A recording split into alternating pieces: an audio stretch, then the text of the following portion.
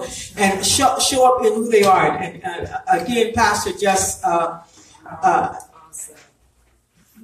thing that blesses me, and I am just, drunk from, I'm just drinking all day. Anyway, the bar opened early, and I don't know if it's closed. I think I didn't close it down last night, but you can tell when people are sharing out who they are. Yes. So what I want you to see this weekend is that we have people that are giving out who they are. Amen. They're not preparing messages. They're releasing their lives. Yes. And it's a big difference. It's a big difference. They're giving out of themselves. Paul said, I am ready to be offered. I pour myself out as a drink offering. So we didn't ask people to come and give you a message, but to release their life into you. Don't take it for granted. It's time these women of God have set aside to pour into your lives. And so that was just a little bit of who she is. And so we're excited about that and excited about what God is doing. I do want to take a moment to remind you of your Deborah Truth envelope. You can give those anytime. Amen. We're going to receive them tonight, but we can receive them anytime during the day. So this is specifically for taking Deborah Truth to different places, different cities. And so, be praying about your seed, sow your seed, because if you sow now, God might tell you to sow something else. So don't just wait. Amen. So just listen to the Lord and doing that. If you need an envelope, raise your hand. If you can't find yours, threw it away, misplaced it. If you need one, just hold your hand up and we'll give you one. Amen. You might want to give one to a couple of hands, Elder Calvin. If we can give some envelopes out, please just hold those. Our next ministry gift,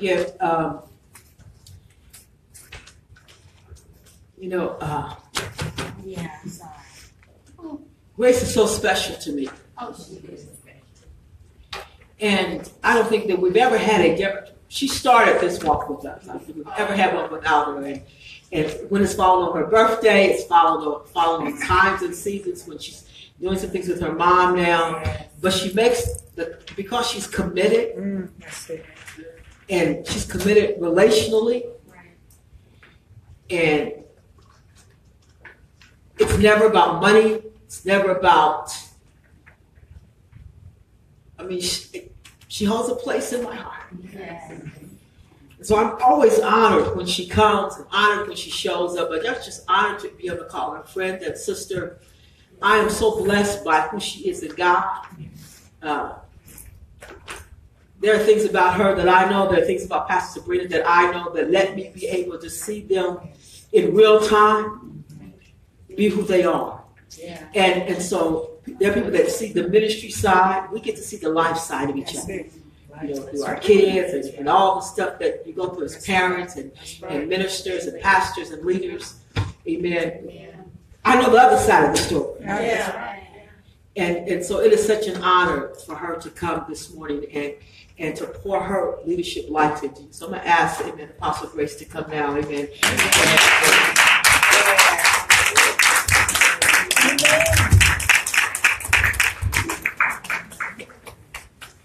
Oh, Jesus. Oh, bless the Lord. Yes. Bless the Lord. Amen. Blessed. I'm not saying bless the Lord as a greeting. I'm saying bless the Lord. Bless him. Oh, let's bless him. Because he's worthy. He's worthy. If it wasn't for him, I know personally, I don't know where I'd be. I don't know where I'd be. Based upon the background and generationally and all of that, if it had not been for him, I don't even know where I'd be or what I'd be doing. So I am so grateful to God. I'm so grateful for him to even say, I want you to do this, or I want you to do that, or I want you to lead this. It was a time when I used to say, why me? And he said, why not you? That's right. But I want to give honor to, I call her the angel of this house, Apostle Andrea, my BFF. I so appreciate her. I appreciate what she's doing with Deborah Truth. Yeah. When she first launched it, I'm like, this is revolutionary. Because it's taking women from being and feeling subservient to becoming the leader that God intended for at the beginning. When he created male and female, he created woman to be a leader, not to be subservient to a man. And so after the fall, that's when all that mess starts. Come on. But after Jesus, the last Adam, he restored the original intent of God. And we appreciate him for doing that. And so what we have to do is retrain our flesh. We have to retrain our minds. We have to retrain how we view ourselves. So, but Jesus already did it for us. But now we have to retrain ourselves. And so that's what Deborah Troop is all about. A retraining of what God already put in us. Come on. Retraining of it. So that we'll get it and be impactful and impart all that God has placed in us to others. And so that takes me to where we're going to be today. Praise God. But I do want to also give honor to the man in my life, Apostle James Blue. And, my mom just turned 97 and she stayed with us. And, I consider it my responsibility, not his. But he's taken it as his responsibility too. That's his mom. And so he says, honey, just you go, I'll stay. And I'll take care of mom. And in the last couple of days, she's been having some real challenges where she will not sleep for like 2 days and 2 nights. She was up walking the floor, thinking she was at home. She was real confused and all that. And so I say that she's drunk, and then finally she sleeps it off, and then she's fine. But that's what we were dealing with this week. But he said, I'll stay with her. I'll take care of her. And while you go do God's business. This is a lot about the man. This is a lot about the man saying, understanding the call of God on his wife's life and saying, I'm not going to stand in the way of it. I'm going to do everything I can do to be able so that you can do what you need to do. And I want to just let you know I appreciate it. I appreciate all this doing. Praise God. But where's my I need my axe. Got to have my axe. Oh yeah, you got to have the real thing. You got to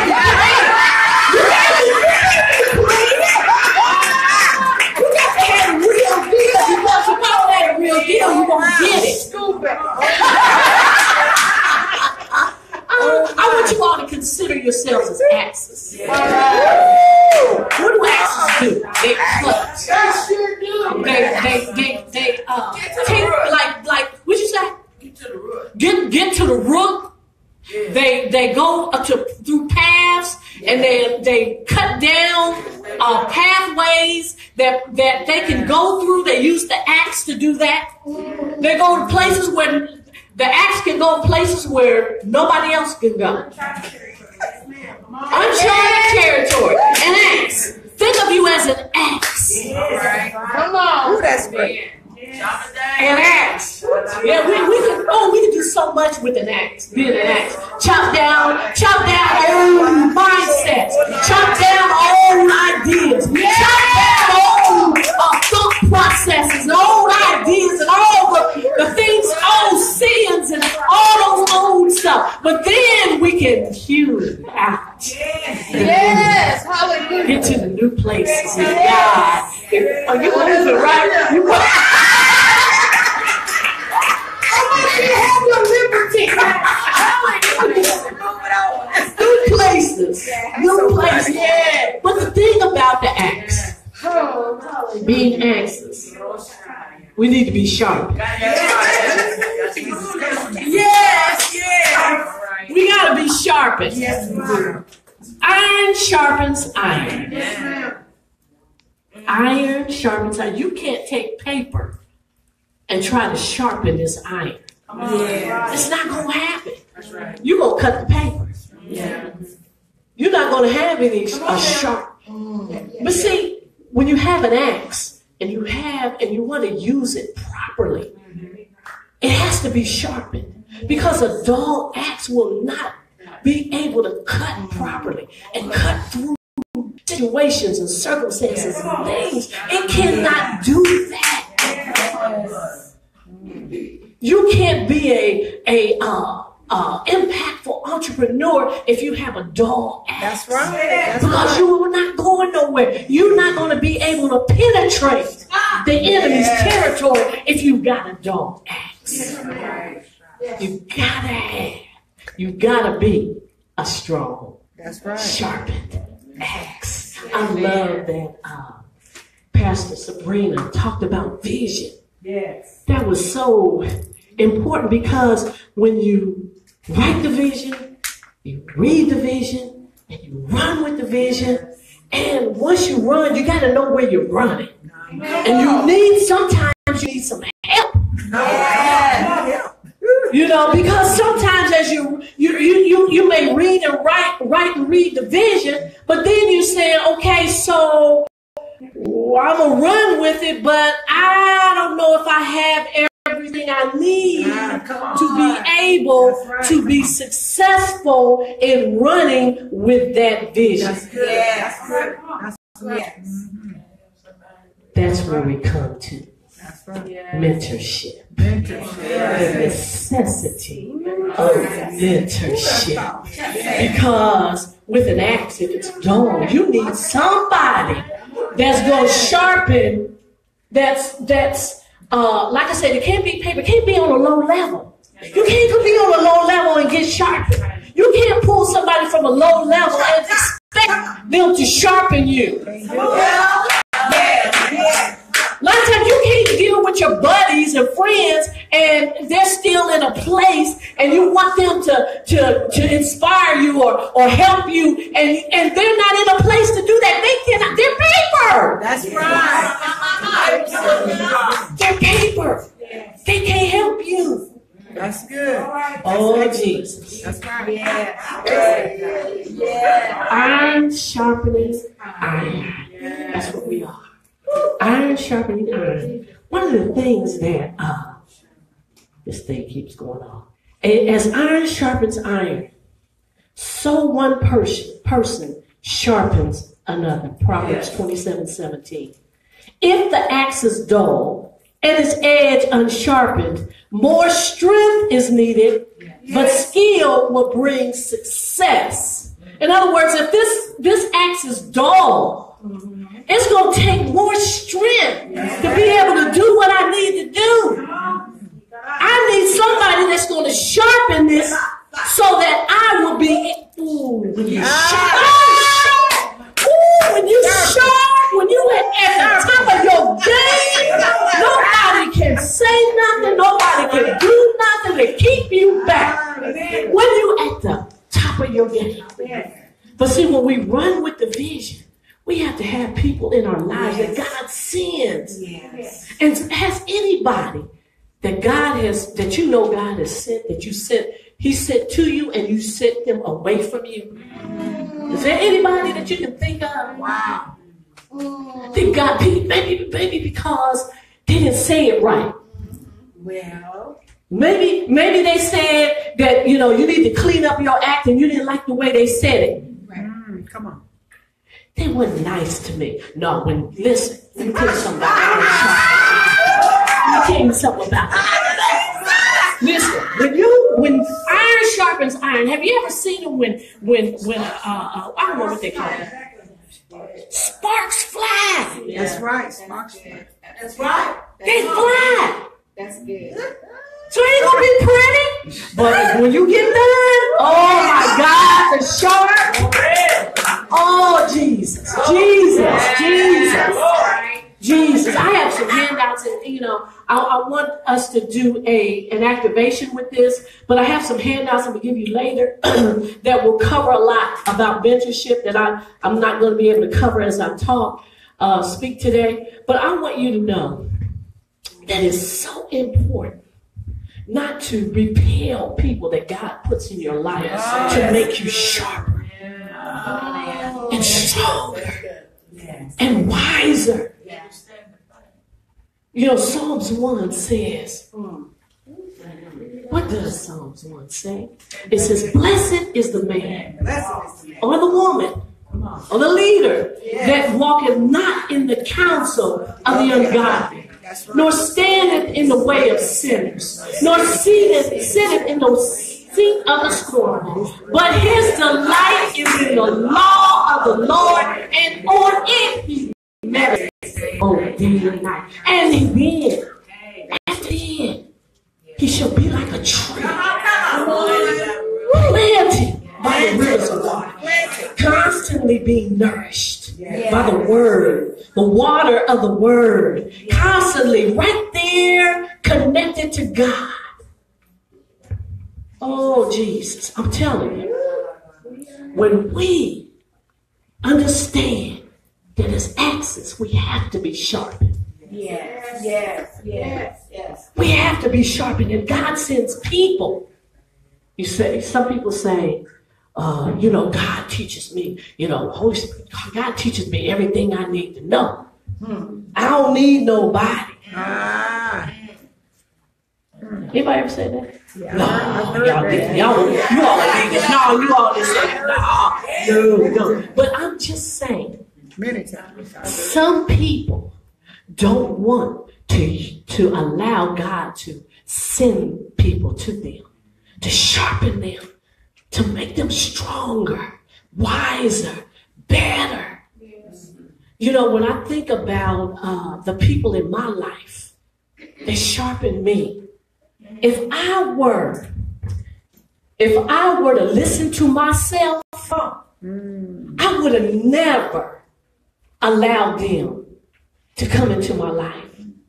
There's a time, when I was little, I tell this story often. When I first came to Sunday school, I might have been like 12, 11, something like that. And they would have, you have Sunday school, and they have people come up and summarize the lesson and all that. Well, one young lady was up, and she was, articulating all of that. And the very idea of her standing up had me shaking. I wasn't standing up, but the whole idea of somebody getting up and doing it, because I equated to, I could never do that. I could never stand in front of people. But God sent people to sharpen me so that I could stand up today to speak to you. Amen. If I listen to myself and not allow people to speak into my life and sharpen me, I'll never be. Not that I'm some, whole lot place, but I'm just saying, I got a lot of places to go, and I need mentors to help me. Yes.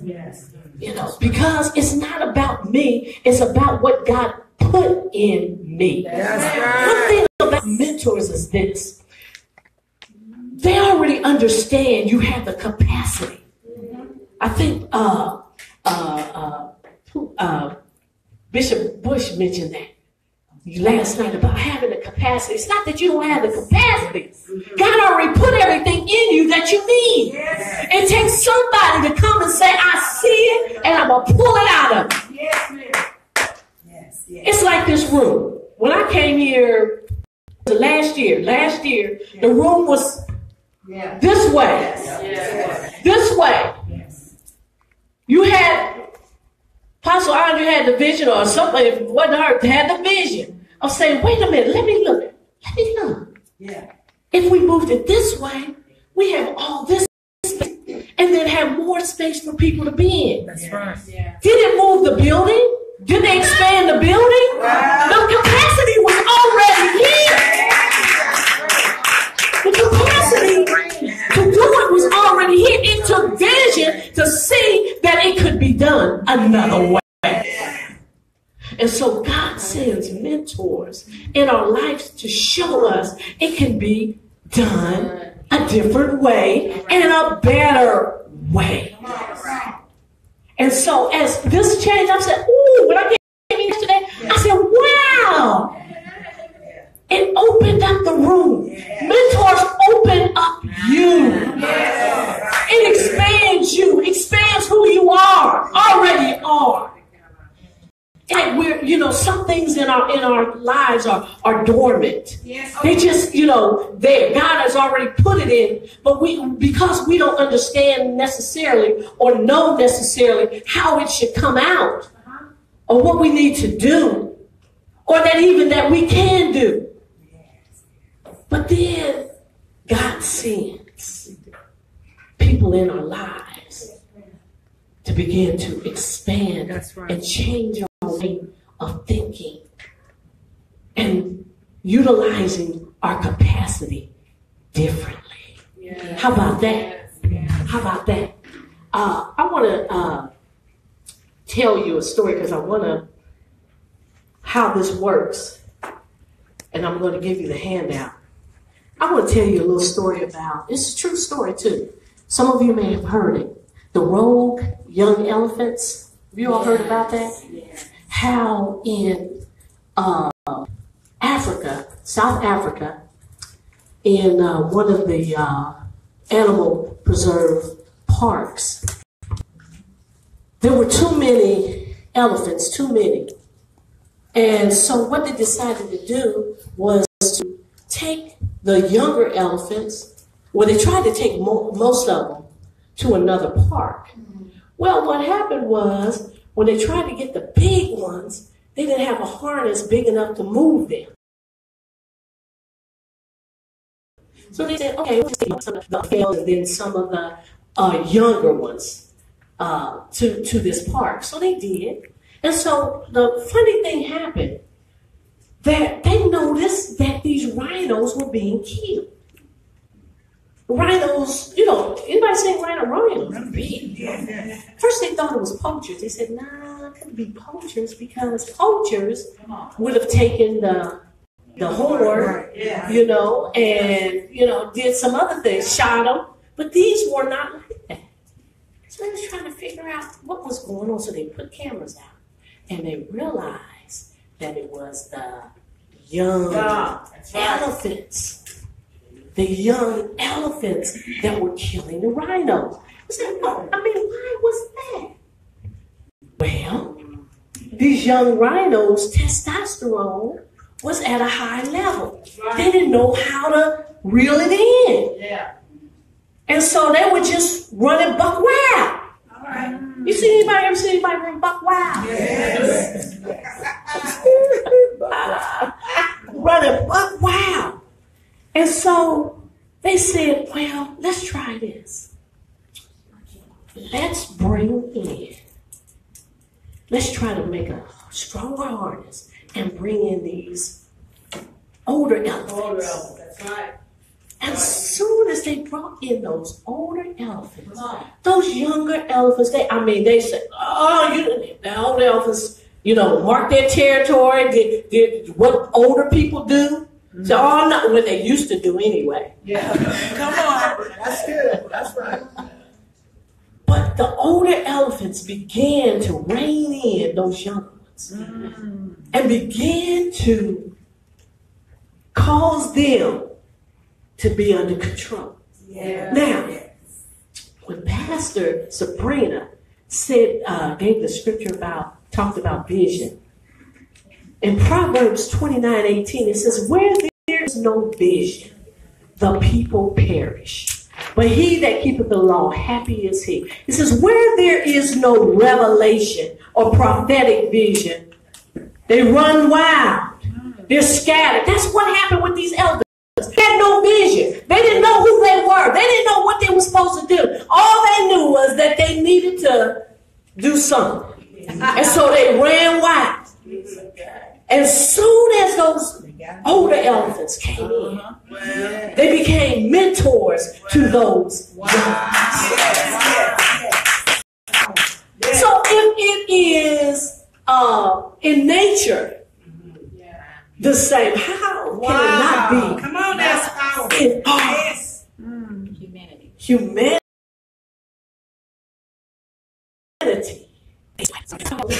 Young people that are running wild because nobody wants to take the time to spend time to teach them how to rein in all those hormones, rein in all that mess that they're dealing with, and they're listening to the wrong ones. They're running wild. Running wild. And I just talked about you having a mentor. But then as leaders, we are to be mentors.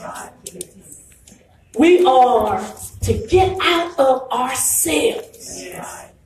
Get out of me, myself, and I. Woe is me. What am I going to do? This is how, my ministry. Now, my husband says, which tickles me, he said, your ministry, I thought it was God's ministry. You serving God. And where He placed you. That's good. But we get so caught up in my ministry. I've got to do this, for the Lord. And many times that becomes our God. And we don't remember that God has called us to serve and be impactful to the younger ones. I'm building trees. Why? I should say trees. I'm planting trees. Why?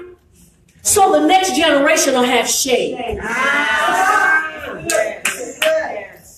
We have to think of ourselves as leaders and all that God has called us to begin to think of ourselves as planting trees. Yes. So the next generation shall have shade.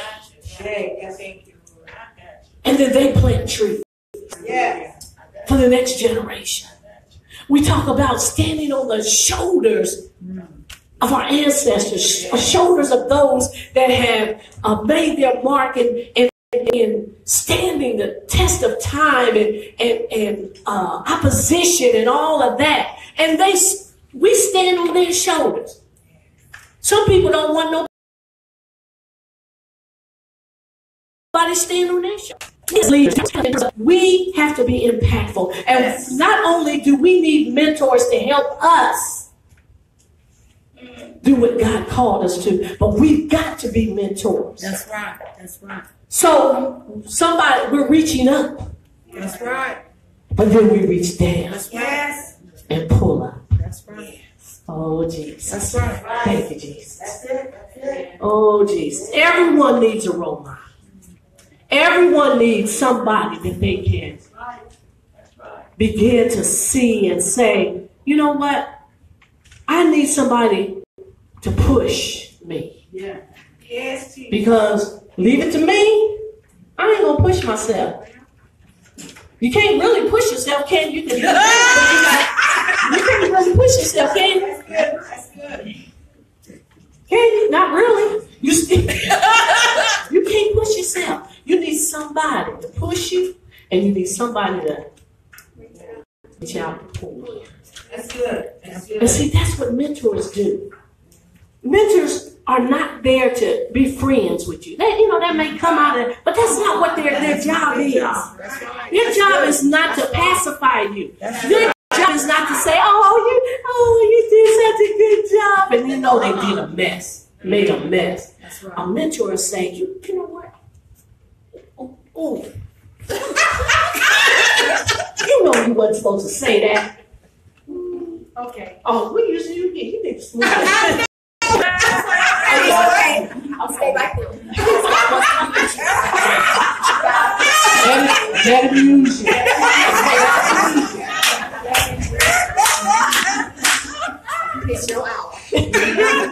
You know you wasn't supposed to do that. Why do you do that? Open your mouth like that. This is how you're supposed to do it. You got it? You are such a wonderful participant. You make it your own, Amen. You are a true ex. I know. Here he comes. I'm coming. No, you know what? And that's a good example when you say, oh, here you come, it's not all the time you're gonna like it. You ain't supposed to, and you don't like necessarily somebody correcting you and trying to help you do it right, do you? Think about when you were a child with your parents. They were our first mentors. Yeah, that's right. They were our first mentors.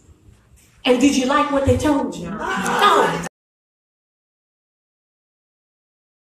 Did you like it? But a wise person will cooperate.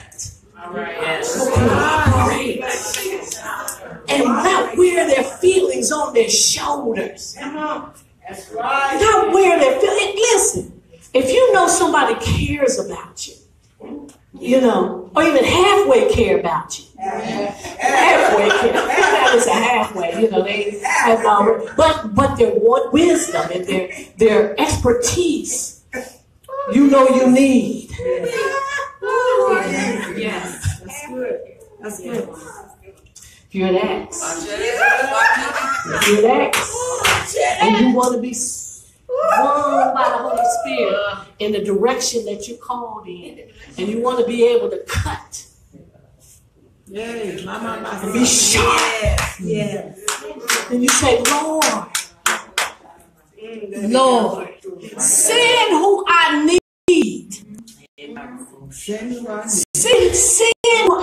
if you're bold enough this morning. If you're really bold enough this morning, raise your hand and say, Lord, send me. But if you're afraid and you say, oh no, I don't know who's going to send me.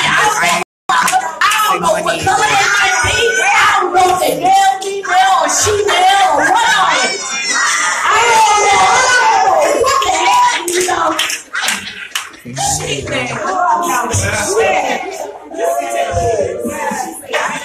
some of y'all's hands went down there.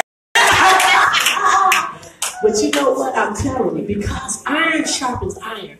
Not only does someone sharpen you, but you sharpen them. You sharpen that person too. I remember, it's an exchange. You give to me, but I give to you. Yes. I'm not inferior. Since you're helping me, or you're showing me some things, and I'm not inferior. You're just helping me build my capacity. You're helping me understand what my capacity is. You're helping me be able to really know how to use the capacity that I have. Yes. And then in the process, I'm helping you. And so I'm not thinking as a mentee that I'm just an inferior. Now, you can have different types of mentors. That's right. They can be any age. That's right. Any age. That's right. They don't have to be older. They can be younger. Give you a case in point. Now, I like technology. Yes, we do. Yes, we do. My oldest is the bomb. She's a mentor in that area. I'm using her as an example because they help us understand that there are different areas that we need help. We need assistance. We need to know how to correctly navigate. Yes, ma'am. And so anytime that, I call or text her, and sometimes she's a very busy lady, but she texts me back and say, Mom, you do this or do that, or she'll help me with some things. But I'm just saying that it doesn't matter how old they are. Yes.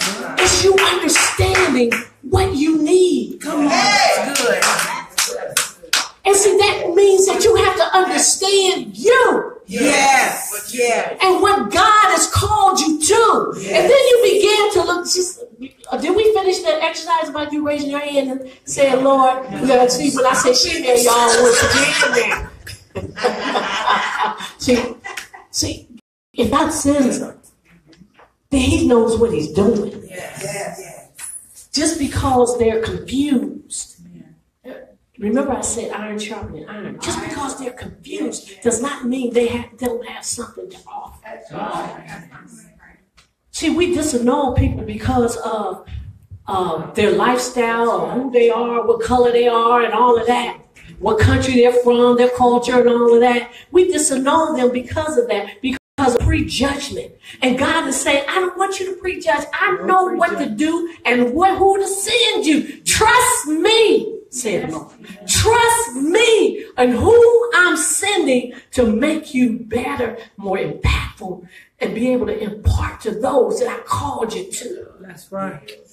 Oh, Jesus. We got to change our whole mindset. And not repel those that God sends to us. Right. Not repel them away from us because of how they look or how they dress. But begin to look at them and say, Lord, okay, is this somebody that's going to make me better? Sharpening me as an axe. That's right. Where my axe go? Right by you. Because I got work to do. I got work to do. I got to work while it's day. I got to work while God is saying this time. I got to refresh myself all the time. Yes. I can't live on yesterday. That's right. I can't live on yesterday, where it was, where it used to be. Only if my shoulda, coulda, wouldas. I can't live on that. And tomorrow and prepare for tomorrow. Prepare for the things that God is calling me to, so that I am climbing higher and higher. I have to do that intentionally. See, the prophetic word is wonderful. It gets us, it propels us, or at least those that really understand it, it propels you. That's right. Okay. Some people just want to hear, oh, this sounds so good. Oh, thank you, Lord. Oh, yeah, you're going to do that with me. Oh, thank you, Lord. Thank you, Lord. Then you go back to the same old mess.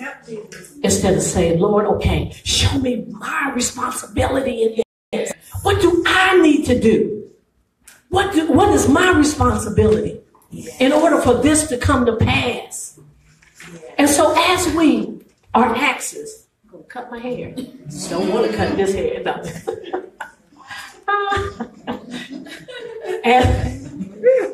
Yeah, you get that. Put it this way. Apostle Robin got it. But anyway, as we as axes, we have to understand that we are sent to cut through paths cut paths for people, not just for us. So those that follow us, that will have a clear path. Some of you all are called to do that. Some of you all are called to cut. Where nobody has been, or nobody even tried. No woman has even dared to do this or dared, to break that ceiling. To break that ceiling. You got to be an axe to do that. That's right. And not a paper one either. You got to be the real deal. You got to know who you are. You got to know what you're supposed to do. This weekend, God is revealing us to us. He's revealing us to us. And it is our responsibility to take and respond to what the Holy Spirit is telling us. When the Holy Spirit is our mentor. Did you know that? The Holy Spirit is our mentor. The Holy Spirit is teaching us. And then the Holy Spirit sends people to us. And we have to listen and understand what they say. They want to be a sharpened axe.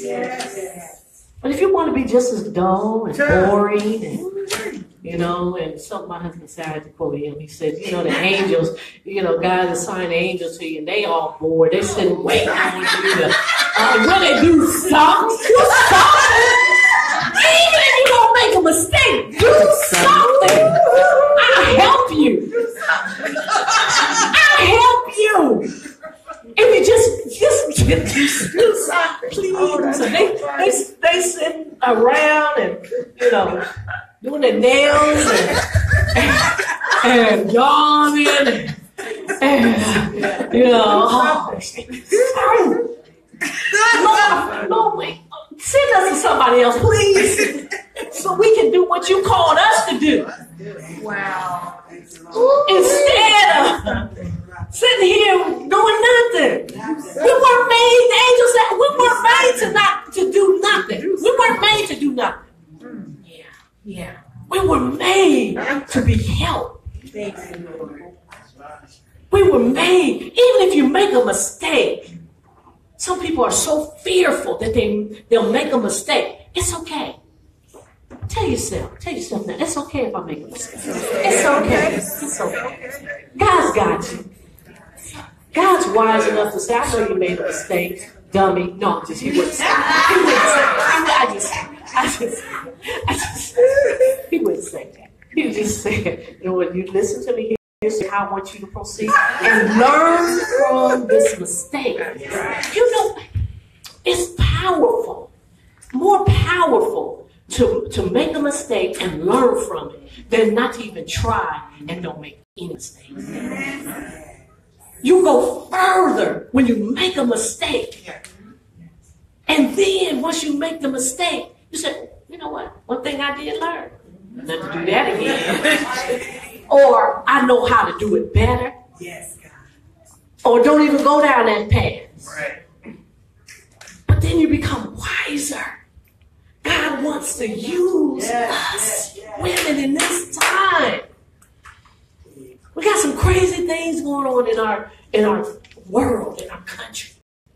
The women have to stand up. Yes. The women have to say, you know what? Enough is enough. Yes. I'm going to use the gift and the gift mix and the talents and abilities that God has placed in me. And I'm going to get somebody, or Lord, send somebody that's going to help me develop it to make me sharper. Yes. Come on, sharper. Sharper. Yes. We got to be sharper. We got to be, listen, we can't be like everybody else. Come on, yes. What's going to make a difference? Sharper. Those that are successful, those that have made their mark in this world have not been the norm. That's right. They've stepped out against all odds, against people talking about, people saying, what you doing that for? You should be home taking care of them kids and all them 50 million kids you got. You ain't got time to be doing that. That's true. That's true. It's true. You supposed to be home just taking care of your husband and barefoot and pregnant. That's your call. Come on, let's take that. Says who? That's right. That's right. Come on, boss. Says who? Yes. I was barefoot and pregnant too, 4 times. Somebody tried to say that I was supposed to have a 5th one. I said, no, I ain't hear God say that. I ain't hear that. I was barefoot and pregnant. I did what I needed to do with my children. That's right. But in the meantime, and in between time, God was birthing some things in me. Yes. He didn't just say, oh, your lot is to be barefoot and pregnant and support your husband. And I'm going to tell you, at one point in my life, that's what I felt like. That was what I was supposed to do. I did it. Until God sends people to deliver me out of that old mindset. They came special to me to say, you know what, honey, you need a deliverance. You need a deliverance. And sometimes you don't even realize you need a deliverance. That you need to be, your whole mindset needs to change. Because you're so stuck in your mindset, you don't realize that you need to change. And you need deliverance. So they came and said, you need deliverance. I said, me? But when they got done with me, I was never the same. I was never the same. And I'm saying, mentors do that. They do that. Yes. In order for people to come out They say 1 in 3 adolescents or children will never have a mentor. 1 out of 3. That's a lot of kids. No longer do we need to shake our head. That's a darn shame. No longer. But we need to say, you know what, I'm an axe. Ooh, I'm an axe. I'm an axe. I'm going to cut through. I'm going to cut through this. I'm going to cut through this systematic racism. I'm going to cut through. I'm going to provide jobs for you. And not just jobs. I'm going to provide entrepreneurial jobs and in order for these young people to be able to have hope that they can do something. Positive. I'm an axe. How many axes are here? Axe. Yes. The axe of the apostles. Amen.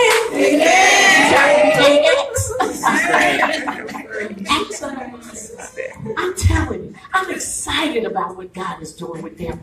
I'm excited because God wants to utilize us and like I said, make us sharp. Yes. Make us sharper. In order to cut through. I need some wood, but I'm not going to do it, babe. Because there's a difference between a dull axe and a sharp axe. A sharp axe hit it one time. That's it, one time. A sharp axe, oh my goodness. Hit it one time. A dull axe, you got to keep hitting it until you get so tired, worn out. So I ain't doing this no more. It's too much.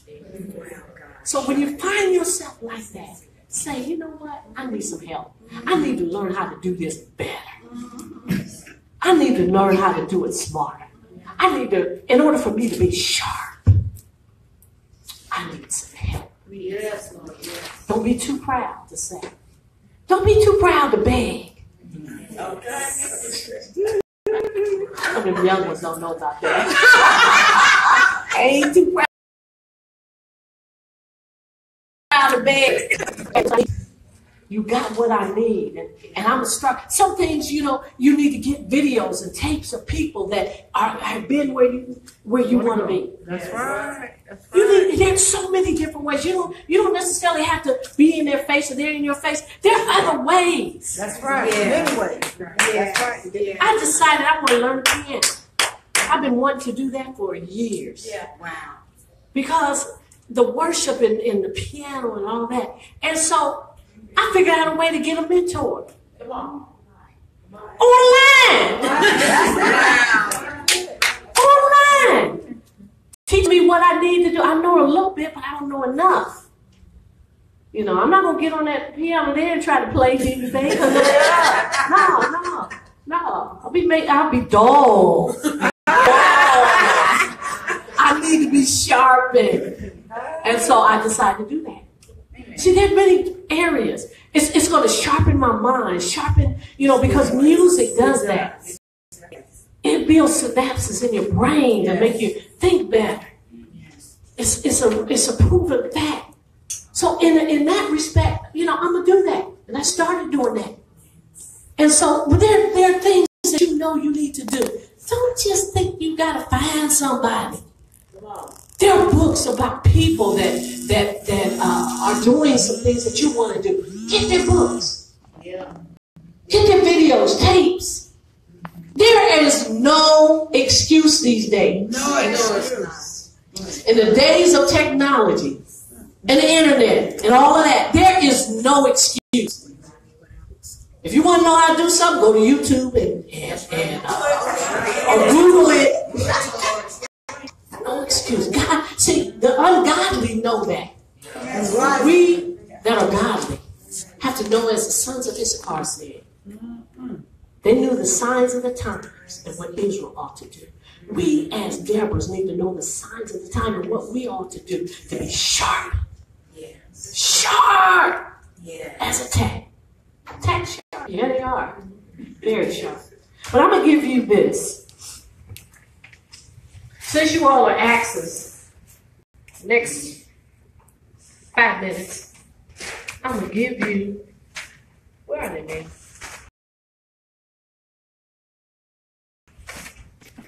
I'm going to give you some axes.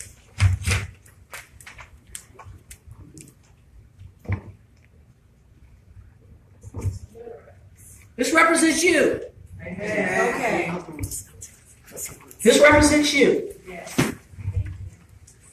One side, I want you to, what you need from a mentor. What is it that you need from a mentor? You got to know what you need. That's right. That's right. Because if you don't, you people are coming in your life and they're not supposed to be in your life, and you're pulling from them, but you're not supposed to pull from them. But see, if you don't know what you need, you're not going to know who God has sent you that's going to meet that need. That's one side. Yeah. I'm going to give you the sheet. Can you pass this out? And the other side is, as a mentor, this is what I have to offer. Yeah. So one side is what I need from a mentor. The other side is what I have to offer as a mentor. You got it? All right, I got some markers for you.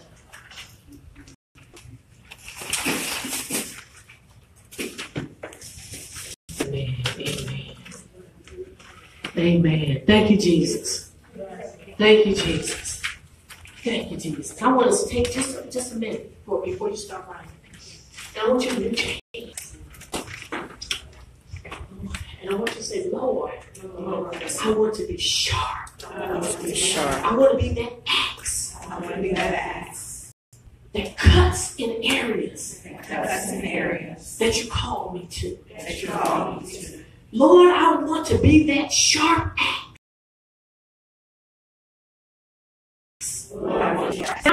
To look for and expect mentors to get me where I need to be. And then, Lord, the exchange is I'm a mentor too. I'm a leader.